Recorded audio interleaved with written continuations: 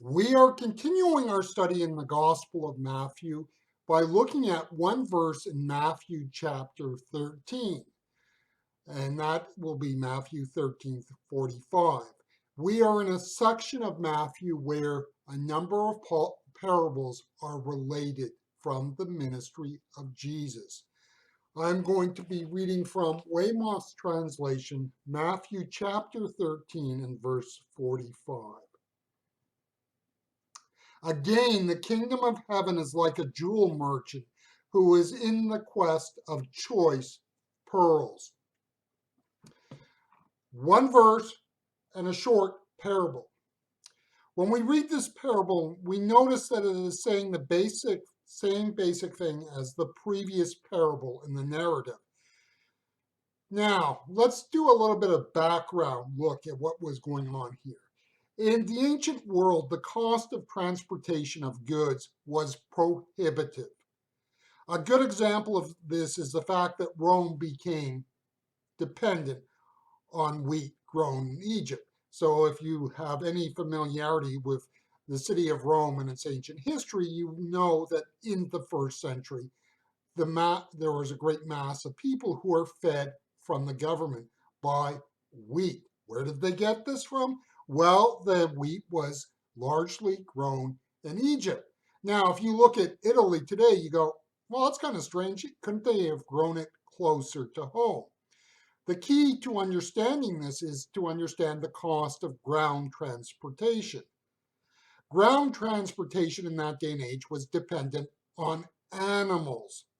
These animals needed to be fed. It was impractical to ship grain by way of ground transportation great distances.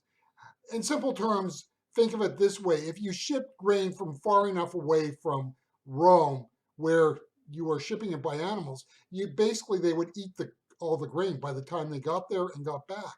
It wasn't practical. That's why Egyptian grain was the better method.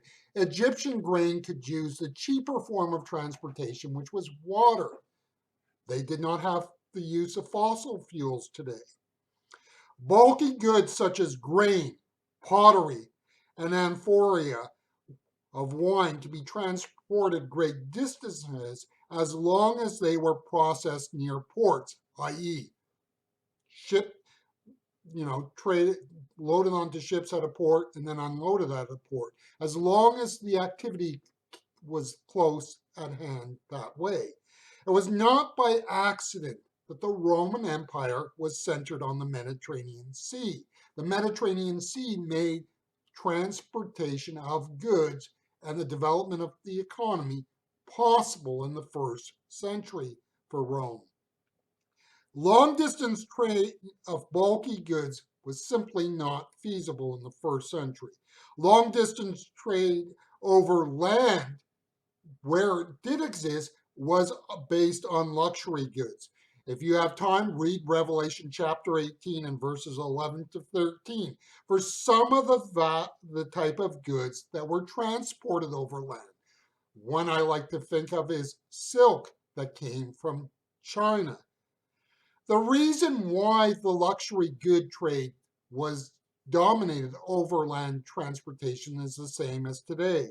The greatest amount of profit is to be made on luxury goods. In the ancient world, small or light items such as pearls were able to justify the expense of ground transportation. In this parable, then, we have a story of a person very much in keeping with the economics of the day. In other words, Jesus was speaking of a character that would be familiar in the world of his day. When Jesus spoke a parable like this, people would have an image of the type of person he was talking of. When Jesus spoke a parable like this, he was relating to the people on the level of everyday experience.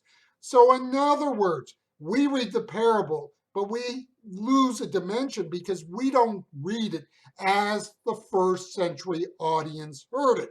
They had familiarity with this type of character, and in that sense, they could fill in some of the detail and background to the story. Yes, Jesus spoke of divine truth, But all of this would have been for nothing if Jesus could not speak in the words and experience of the people of his day. Notice that there are two ways the church can fail in communication. One is that we are not grasping what is divine truth. You do not grasp divine truth cognitively. We can fall into the trap of the Pharisees of Jesus' day and master the written texts of Scripture without ever learning to live the faith out.